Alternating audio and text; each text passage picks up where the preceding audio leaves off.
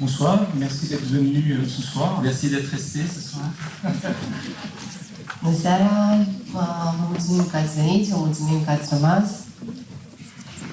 On est très content de vous avoir ce soir, vraiment. Moi, personnellement, je suis un fan de votre cinéma. Voilà. Et c'est la première nationale donc, en Roumanie. Donc j'espère que ce film aura beaucoup de succès ici. Alors donc, dans un premier temps, je vais poser quelques questions et après, donc, je vous laisserai la parole. Vous pourrez poser quelques questions. Mulțumim că sunteți aici în seara asta. Eu personal sunt un mare fan al filmelor dumneavoastră.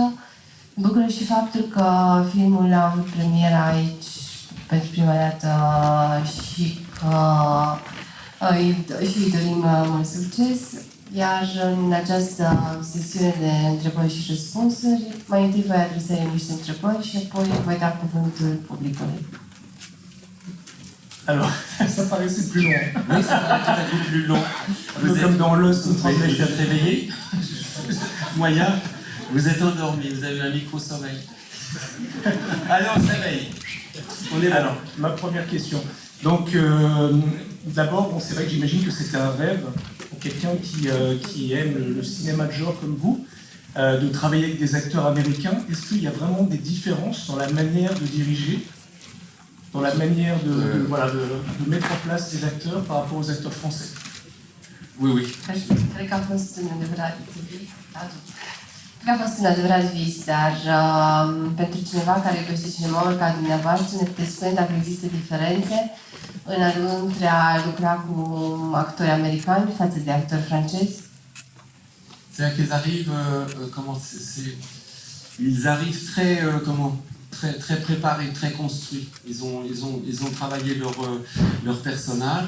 Et quand ils arrivent sur le tournage, ils vous font une proposition complète. C'est un peu comme s'ils étaient propriétaires ou locataires des personnages. Et donc ils vous proposent quelque chose, mais comme c'est très construit, donc ils sont très solides. Vous pouvez, moi je sais que je me sentais tout à fait la liberté de modifier les choses qui ne me plaisaient pas. Mais eux, ils étaient toujours, voilà, ils n'avaient pas peur. Voilà. C'est ça, pour moi, la différence la plus marquante. Actorii americani sunt mult mai bine pregătiți, vin deja, am știut ce construiți, în sensul că își pregătesc personajele, vin pregătiți la filmare și este ca și cum ar fi proprietarii sau chiriașii personajelor. Eu eram obișnuit cu mai modificăm pe parcurs, vedem cum ne simțim, dar ei veneau deja și își făceau propunerile de o manieră fermă. Alors, bon, là, les personnages sont extrêmement négatifs. Bon, dans pas mal de vos films, en fait, vous travaillez avec Négatifs?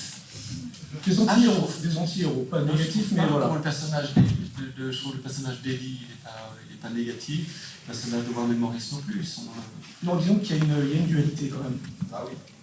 Et c'est une fascination chez vous, visiblement, dans votre cinéma, d'avoir des personnages comme ça qui ont une part d'ombre assez marquée. Ah, si tout est dans la lumière, vous voyez ce que je veux dire, on va vite s'ennuyer. Ça va être...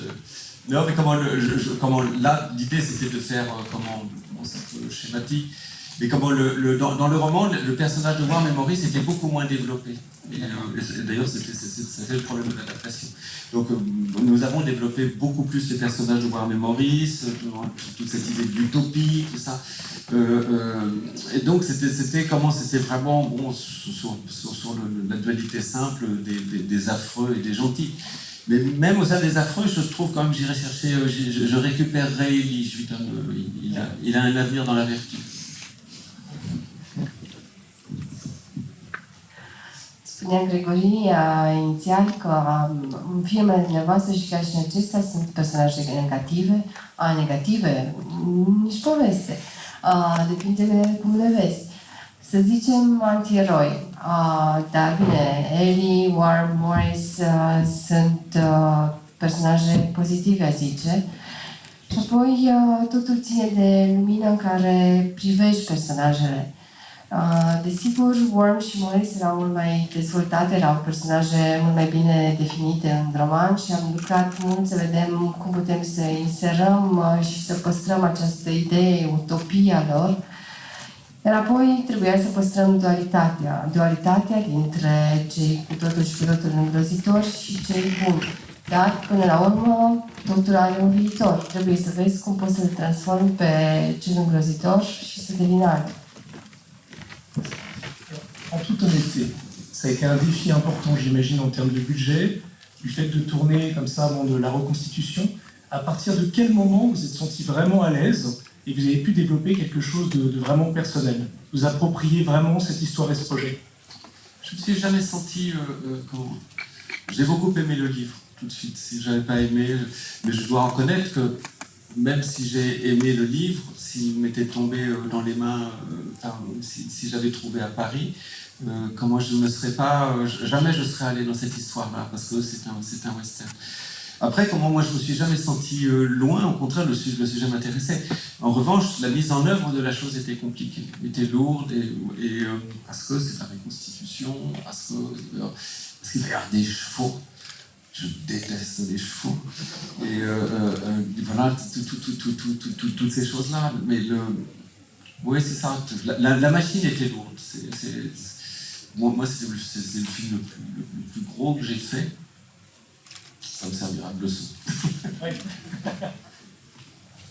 Întrebarea a fost următoarea. A fost o provocare mare, având în vedere și bugetul și toată reconstituirea pe care a trebuit să o faceți. Cum v-ați raportat la această provocare? Bine, mi-a plăcut cartea. Cred că dacă nu-mi plăcea cartea, nu aș fi făcut filmul. Mi-a plăcut cartea foarte mult și a fost important și contextul în care mă aflam, pentru că dacă aș fi fost la Paris, probabil că nu m-ar fi atins. Dar, da, mi-a plăcut cartea, apoi punerea ei în operă a fost cu adevărat complicată. Și să nu mai zic, nu-mi plac caii, detest caii, deci a fost greu. A fost, cred că, filmul care a fost cel mai mare film pe care l-am făcut până în prezent. Je vais bientôt vous laisser la parole, ne vous inquiétez pas. Là, c'est vrai que je viens de voir ce film pour la première fois, donc c'est pas préparé. Ce que je ressens sur le moment, par rapport, je pense à un film comme Un prophète, où on est vraiment dans un quasi huis clos. Là, j'ai l'impression, même si c'est un western avec de grands espaces, on est très proche, c'est étouffant, on est vraiment tout le temps collé à eux, en fait. Voilà. Et oui, collé à eux. Este pentru prima dată când văd filmul, dar gândindu-mă la filmul Profetul, de exemplu, filmul Profetul care este aproape cu ușile semi-închise, aici, în acest film, am avut senzația că suntem mereu lipiți de personaje, că suntem foarte mult în apropierea personajelor. Alors c'est vrai, moi ce qui m'intéressait en fait, c'était de faire comme... Pour moi, ces deux hommes qui sont en fait, qui ne sont pas vraiment des adultes, qui sont des enfants, mais ils ont la même conversation depuis tout le temps. Pour moi, c'était une conversation à cheval qui n'en fixe pas. Alors c'est un peu... Alors effectivement, il n'y a pas ce culte du paysage qu'il peut y avoir dans le western, ce culte du big sky qu'il y a dans le western. Mais je suis réalisateur, je ne suis pas jardinier. Vous voyez ce que je veux dire? Da, asta mi-am dorit până la urmă, să fiu foarte aproape de personaje. Sunt doi bărbați, dar doi bărbați care sunt ca niște copii, care tot poartă aceeași conversații și urmăream de aproape să le aud conversație pe care o poartă pe cai. Și da, în filmul meu nu apar peisaje mari, dar până la urmă sunt regizor, nu sunt grădinar. Alors, une dernière question et je vous laisse vraiment la parole. Enfin, je ne suis pas sûr que vous la laissez en réalité. Mais la dernière question, donc, ce serait par rapport donc, au thème. Parce que c'est vrai que le western, par définition, souvent, c'est le héros solitaire. Et c'est vrai que là, vous développez un thème qui a l'air d'être personnel par rapport donc, au rapport entre les frères. D'ailleurs, à la fin, vous dites à mon frère, vous l'avez dit à votre frère. Pendant longtemps, vous travaillez la relation père-fils dans beaucoup de vos films. Voilà, donc pourquoi maintenant, en fait, aborder ce thème? Qu'est-ce qui vous a... En fait, comment la père-fils, c'est pas... vous avez raison, c'est un sujet qui doit m'intéresser. Mais je crois que c'est plutôt la question de l'héritage. Et là, les enfants sont plus concernés. C'est pas comment je tue pas les pères par plaisir, je tue les pères parce que c'est ceux qui vont faire, qui vont transmettre un héritage. Et le western ne parle que de ça, fondamentalement. Il parle de cette violence en héritage. C'est jusqu'à quand ils porteront la violence des pères fondateurs. C'est à quel moment on laissera les revolvers à l'entrée du village, à quel moment un type avec une étoile arrivera. C'est ça le problème le problème du western. Et c'est donc une question d'héritage. Et en fait, les deux frères représentent exactement, sont la métaphore de ça. Il y a celui qui n'abandonnera jamais cette violence initiale et celui qui est tenté de l'abandonner. Întrebarea. Westernul este un tip de film în care eroul de obicei este unul solitar. În filmul dumneavoastră avem o schimbare și anume sunt doi frați. O schimbare deci față de tipul de personaj din western, dar o schimbare și față de paradigma personajelor din filmele dumneavoastră, unde era în general o relație între tată și fiu. Ați putea să comentați? Iar relația dintre tată și fiu, da, cred că m-a interesat. Și mai apoi cred că este vorba despre o moștenire. Nu știu cum fac, dar de foarte multe ori parcă îmi place să ucid tatăl în filmele mele. Vorbind despre western, cred că vorbim despre violență. Violența este cea pe care o moștenim în western. Violența care se transmite de la tată la fiul, violența care poate fi stinsă doar în momentul în care apare șeriful sau tot mereu te întrebi când intră cineva cu revolverul în celălalt capăt al satului sau când îți apare șeriful. Iar cei doi frați sunt o metaforă atât pentru violența transmisă, dar și pentru posibilitatea sau nu a încheierii acestui ciclu, respectiv unul din frați dorește să încheie, iar celălalt nu.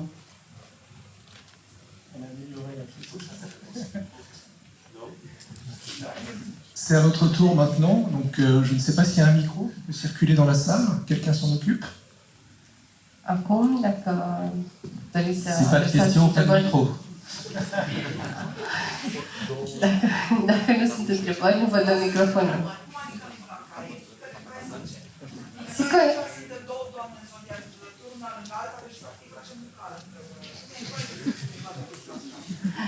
C'est quoi cette histoire que vous n'aimez pas les chevaux? Puisque nous, ici, devant vous, on est à deux dames dans Sirius et on est comme un chevaux. Alors, expliquez-nous comment est-ce que vous ne pouvez pas aimer les chevaux? C'est que d'abord, je les trouve trop grands. Întâi și întâi pentru că mi se par prea mari. Quand je les regarde dans les yeux, je comprends rien du tout. Și când mă uit în ochii lor, nu înțeleg nimic.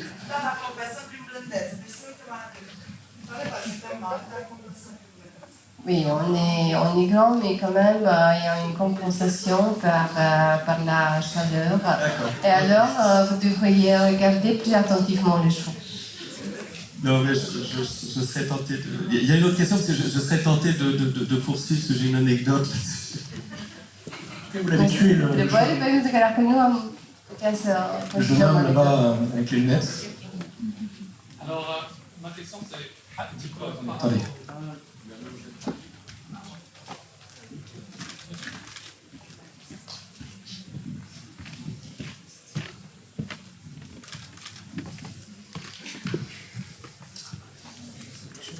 Ça marche? Oui. Alors, bonsoir. Je crois que c'était Hitchcock qui disait que le méchant dans les films, l'histoire, on pouvait deviner parce que c'était le personnage qui faisait du mal aux animaux, qui frappait le chien sur une scène au début, etc. Et j'ai remarqué que dès le début du film, on voit que Ellie il essaye de sauver les chevaux quand il brûle.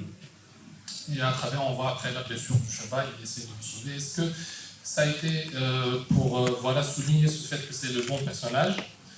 Et aussi, est-ce que j'ai bien compris que vers la scène finale où Charlie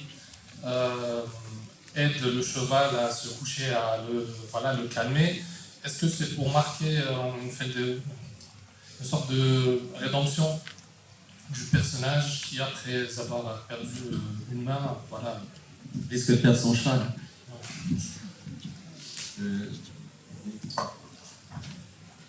Dacă bine am înțeles, personajele negative, personajele mai răutăcioase erau cele care făceau, în filmele noastre sau în film, erau cele care făceau acte negative și acte de violență și asupra animalelor. Iar Ellie vedem de la bun început că este foarte blând cu cai. Ați făcut asta pentru a sublinia partea lui bună și în scena finală, dacă bine mi-aduc aminte, Charlie se apropie de cal încercând să-l salveze. Este asta și salvarea lui Charlie? Je trouvais, oui, peut-être avez-vous raison sur la rédemption de Charlie, mais je trouvais intéressant que dans un genre où le cheval est si important, le western, et qu'il y a eu si peu de sorts accordés, je vais dans le sens de madame, où on est accordé si peu d'attention à ces chevaux qui s'échinaient sous ces cow-boys abrutis, que tout à coup, un cow-boy va s'intéresser à son cheval et va éprouver une empathie pour lui. Je trouvais ça intéressant. Et d'ailleurs, ça sera le même qui trouvera, tout à coup, qui découvrira l'usage de la brosse à dents. Je ne sais pas s'il y a un rapport entre les deux. Da, cred că aveți dreptate și că poate indica salvarea lui Charlie, dar apoi ce m-a fascinat este că în acest tip de film, unde calul apare atât de des, până la urmă nu este valorizat așa cum ar trebui și de aceea un cowboy este făcut să se atașeze de cal. Același cowboy este cel și care descoperă cum se folosește periuța de dinți. Nu știu dacă este neapărat o legătură între cele două elemente.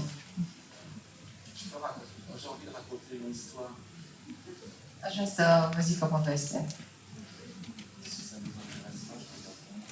Dar dacă nu vă interesează... C'est à propos des chevaux, madame. Et même, excusez-moi, j'ai un entêtement. À l'époque, j'étais à Los Angeles pour faire du casting, pour rencontrer Joaquin Phoenix. Et je fais des essais avec, comment elle s'appelle, je ne me souviens plus, la femme de Joel Cohen, Frances McDormand. Et je rencontre Frances McDormand qui devait peut-être jouer la femme du saloon. Bien sûr, elle a refusé.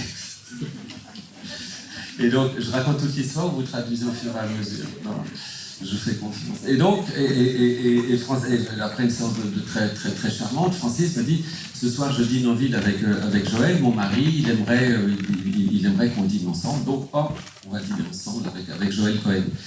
Et Joël Cohen venait de faire un western, avec son frère, avec Ethan, il venait de faire True Grit, donc un western. Donc je suis forcément intéressé.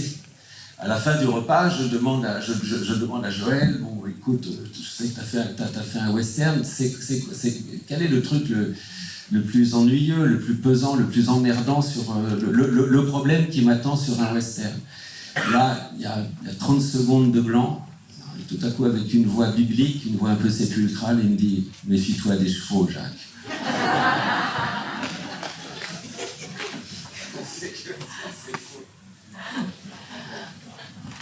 Așadar, eram la Los Angeles și făceam casting. Și printre sesiunile de casting m-am întâlnit și cu soția lui Joel Cohen, cu Frances McDormand, care ar fi putut să joace rolul femeii de la salon. După ce am vorbit cu ea, mi-a zis, uite, cine-s cu bărbatul meu diseară, dacă vrei, putem cita împreună. Și am zis, de ce nu, desigur. Cei frații Coen mai făcuseră un western. Ocazie cu care mi-am zis ce să-l întreb pe Joel care este lucrul care l-a enervat cel mai tare, care e lucrul care a pus cel mai multe probleme în western. I-am pus întrebarea și după ce a stat 30 de minute, așa, blanc, fără să zică nimic, cu o voce biblică, aproape sepulcrară, mi-a zis, ferește-te de cai. D'autres questions? Oui. Donc déjà, je ne sais pas si c'est une question, mais c'est une remarque. Disons, ça fait mal d'apprendre que vous n'aimez pas les chevaux. Mais déjà, je vois que vous n'aimez pas les membres du corps, ça veut dire les bras ou les jambes, parce que c'est pas le premier film où vous coupez les jambes ou les membres. Vous remarquez que j'ai beaucoup de compassion pour le cheval, même si je l'aime pas. Accordez-moi ça. Ça, je vous l'accorde. Mais je vois que dans le film, vous avez coupé des membres. Oui, ça m'arrive. Ouais. Elles sont trop grandes aussi ou... Comment vous dire? Est-ce que je dois vous confesser que je suis fétichiste? Je ne peux pas vous le confesser. Donc non, je ne suis pas fétichiste. Mais c'est vrai que C'est une coïncidence.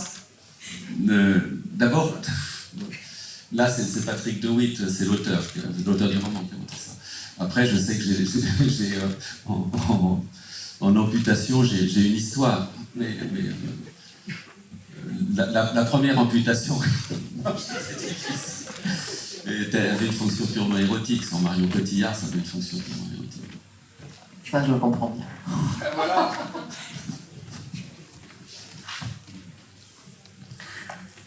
E mai degrabă o remarcă, poate decât o întrebare, și anume am înțeles și oricum mi-a fost greu să accept faptul că nu vă plac cai, dar ce aveți cu membrele, pentru că nu e primul film în care vă apucați să tăiați membre. Da, așa e. Să vă zic că am fetișuri, pot să recunosc că am fetișuri? Nu pot, așa că vă zic că n-am.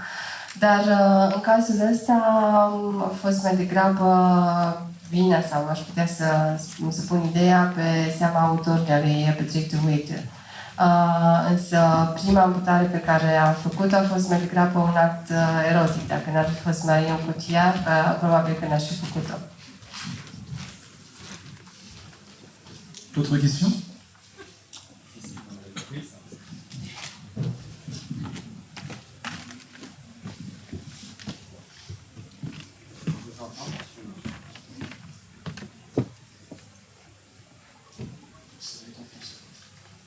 Merci, bonsoir.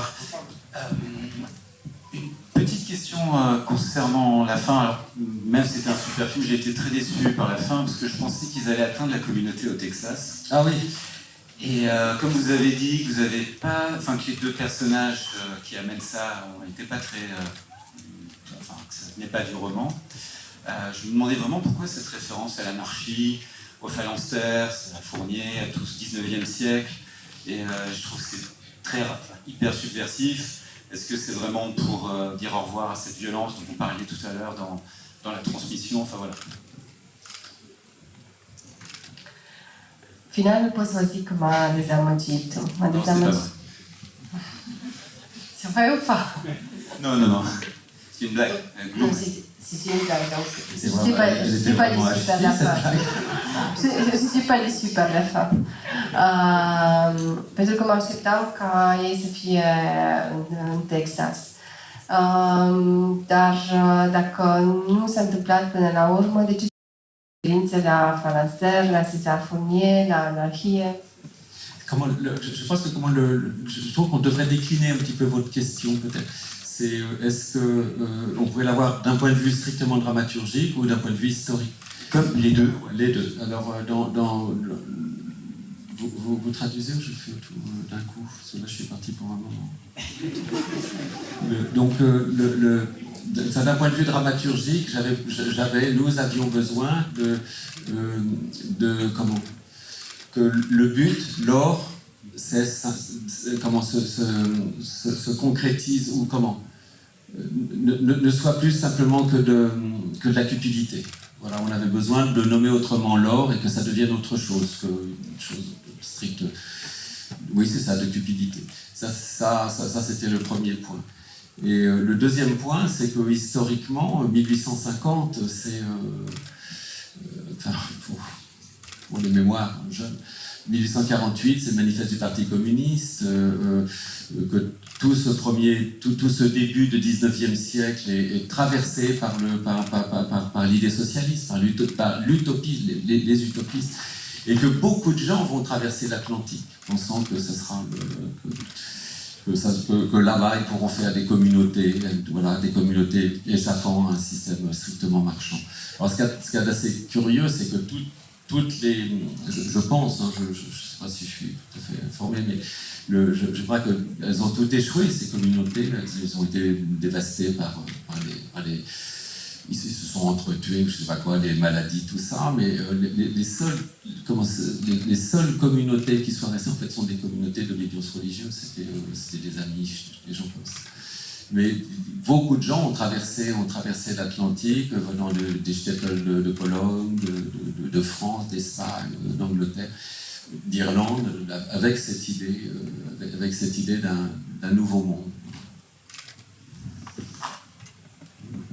Cred că răspunsul la întrebarea dumneavoastră se poate da din două puncte de vedere, din punct de vedere dramaturgic și din punct de vedere istoric. Dramaturgic, aveam nevoie să arătăm că aurul poate să însemne ceva mai mult decât cupiditate. Din punct de vedere istoric, aflăm în 1850 și nu așa, în 1848 fusese primul manifest al Partidului Comunist. Încă în a doua jumătate a secolului XIX se conturează mai bine ideile socialiste și oamenii credeau că pot să treacă de această, sau de comunitățile bazate doar pe mercantilism, încercând să creeze ceva nou, ceva diferit.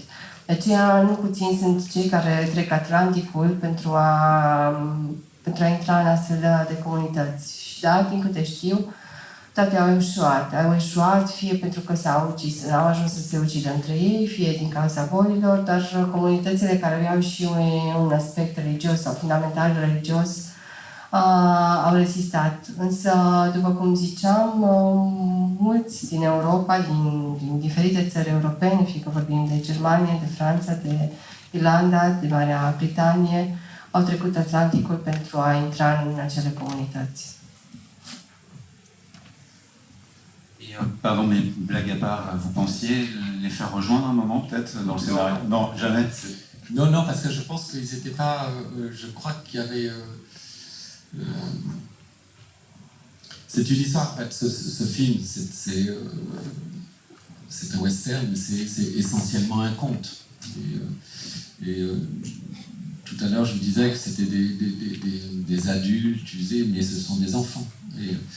Et l'idée, c'était que, pour moi, il devait forcément repasser, après peut-être le meurtre symbolique du Commodore, il devait repasser par chez la mère, donc la case départ, resetter le système, comme on dit aujourd'hui, mais dans une communauté familiale où l'élément terrifiant, le père était absent. Reprendre les choses à zéro, le frère aîné à sa place, le cadet à sa place, la mère à sa place, sans la terreur du père.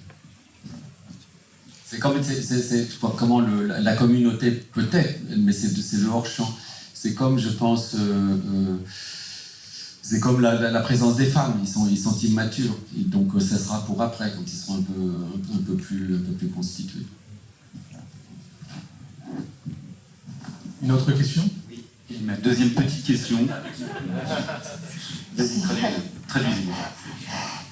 Și lăsându-o la o parte, v-ați gândit să-i faceți, la un anumit moment dat v-ați gândit să-i faceți să treacă în acea comunitate, să ajungă în acea comunitate, iar răspunsul a fost nu, pentru că e o poveste film până la urmă și ziceam înainte că sunt adulți, dar sunt încă de fapt niște copii care nu au crescut, iar pentru a putea să îi duc într-un sistem trebuia să resetez, cum se zice în limba limbajul zilelor noastre. Adică trebuia, după moartea simbolică a comandorului, să ajungă la mama lor și să se bucure de familie în absența tatălui violent. La fel și în ceea ce privește femeile din viața lor. Mi s-a părut că sunt încă imaturi, că prima dată trebuia să ajungă iar pe la mamă pentru a se maturiza și mai apoi. Donc,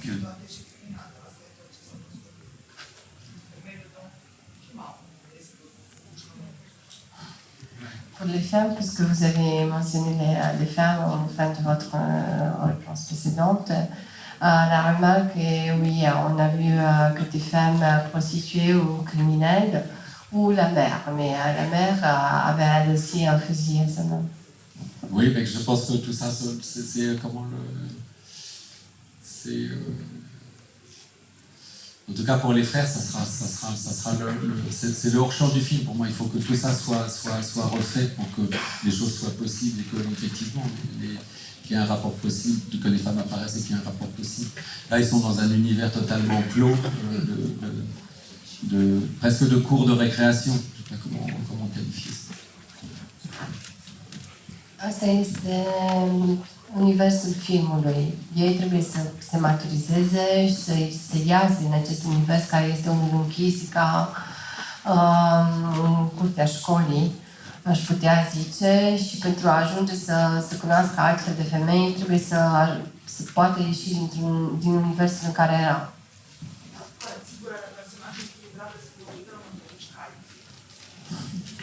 Oui, c'est vrai, mais quand même, les seuls personnages équilibrés dans ce film, ce sont les chevaux.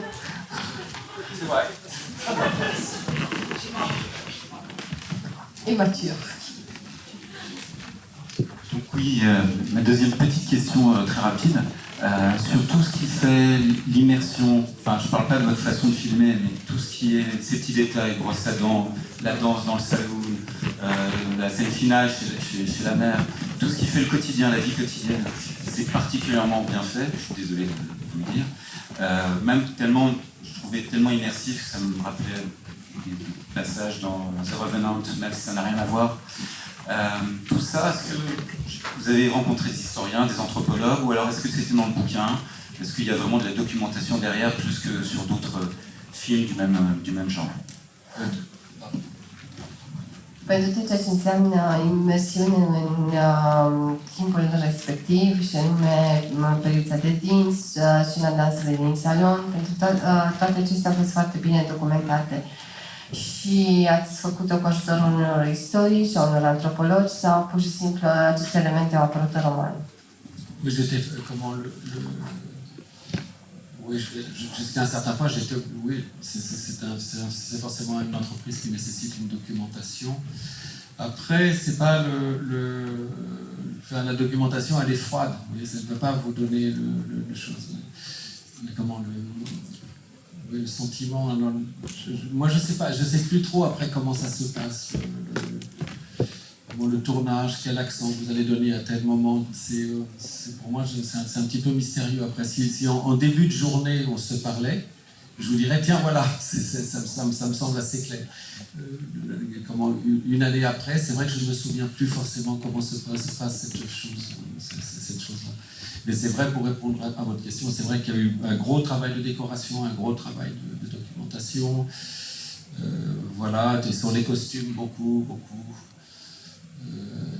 Oui. Je crois que c'est obligé, pour moi, c'est pour moi un western, ça fait à peu près rien dire. Moi, je suis français. Pour moi, c'est un film d'époque, donc l'époque va vous imposer un certain nombre de choses. Et après, il va falloir les styliser, ça c'est une autre entreprise. Da, documentarea este importantă, dar documentarea e ceva rece.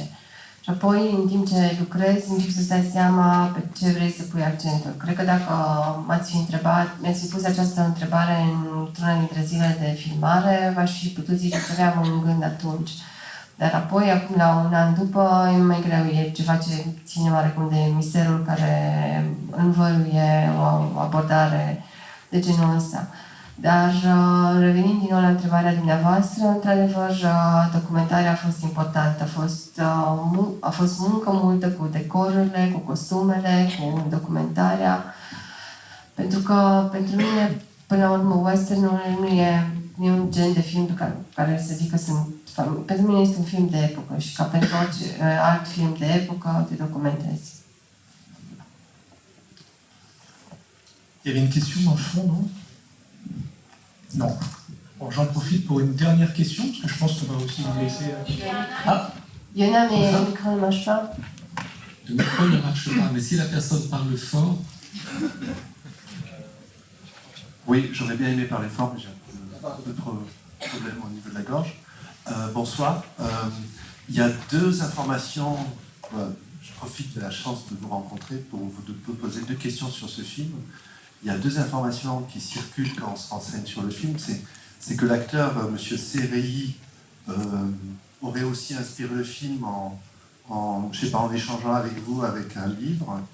Et la deuxième question concerne aussi le film, c'est que vous auriez préféré aller tourner en Roumanie, en Espagne, plutôt que d'aller dans des paysages déjà connus dans les westerns en Amérique du Nord. Donc je profite de la situation pour vous poser la question, tout simplement.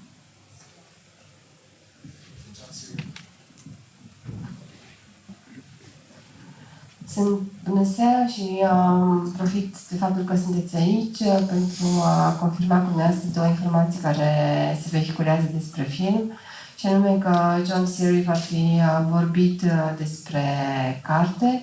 Asta prima informație, și a doua informație că ați preferat să turnați în România și Spania în loc să mergeți în locurile deja cunoscute pentru westernuri. Oui, oui, c'est tout à fait, vous avez tout à fait raison. De toute façon, je le disais aussi déjà au début de la conversation, c'est John Cirelli et sa femme Alison Biggie qui m'ont proposé qu'ils avaient acquis. Et voilà, ça c'était au Festival de Toronto quand je présentais De Rouillé d'Os. Et c'est vrai aussi que j'ai pas eu envie, pour les raisons que vous évoquez, de tourner aux États-Unis, parce que c'est vrai que tous ces décors-là, bon, je vois, ils ont existé, ils ont été très très bien filmés. Je me voyais mal me mettre là-dedans. Et puis j'avais envie que notre outil de fabrication continue, vraiment nous appartienne jusqu'au bout. Parce qu'aux États-Unis, c'est toujours un peu problématique. Il y a ces problèmes de syndicats, d'unions, tout ça, où c'est complexe. Et donc voilà, je voulais qu'on fasse ça un petit peu à notre façon, même si c'était la première fois qu'on faisait. Da, aveți dreptate. Cartea mi-a fost propusă de John Serey și de soția sa când ne-am întâlnit la festivalul de la Toronto. Iar apoi, în ceea ce privește turnarea, am vrut să o fac în Europa, pentru că în Statele Unite e mai complicat.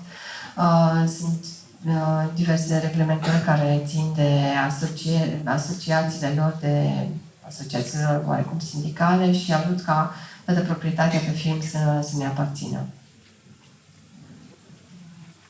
J'aimerais parler un peu du son, parce que c'est vrai qu'on parle beaucoup de l'image. On oublie souvent le son, mais là c'est un travail extraordinaire en fait qui a été fait sur le son. Et on parlait de réalisme tout à l'heure, quand aussi je posais la question de dépasser en fait finalement toutes les contraintes d'ordre logistique.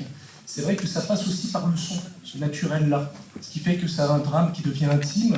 Voilà, comment vous avez travaillé avec votre ingé son? Quel a été le défi?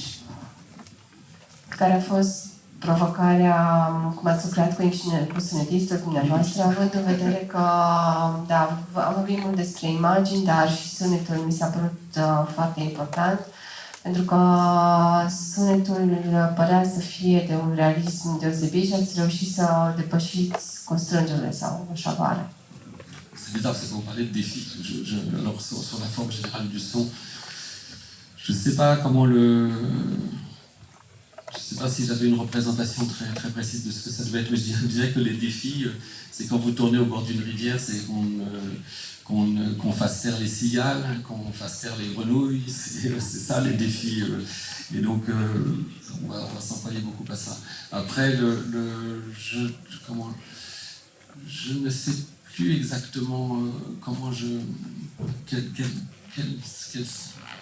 idée j'avais sur le son à ce moment-là. Je me souviens plus bien. Je devais en avoir une, mais je l'ai oubliée en route. le son, on entend les respirations. Oui, Vraiment- mais c'est comment, c'est le chose c'est comment faire entrer comment un western, on est déjà dans une stylisation considérable. Alors, comment la question qui se pose dans les Sisters, c'est comment faire entrer de l'humain là-dedans, de l'humain, des humeurs, c'est comment ils se masturbent, comment ils vivent, ils sont sales, comment on se lave, c'était cette chose-là, c'était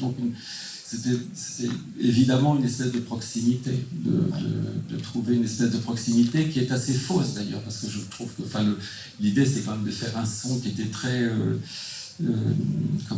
qui était assez isolant finalement, mais c'était plutôt ça.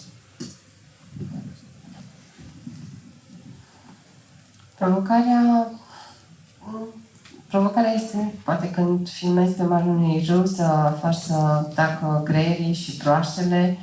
Nu știu ce să vă zic, nu mai mi-aduc aminte ce idee aveam despre sunet. Trebuie că ai fi avut vreuna. Și apoi eu continuam Gregorii, dar le auzim respirațiile. Da, le auzim respirațiile pentru că în contextul unui western totul e atât de stilizat, pattern-ul e atât de important încât deja îți pui întrebarea cum poți face să intre aspectul uman acolo și e mult de lucru pentru a le prinde modul, clipa, odorile, masturbarea, pentru toate acestea, dar ar trebui să vedem cum facem.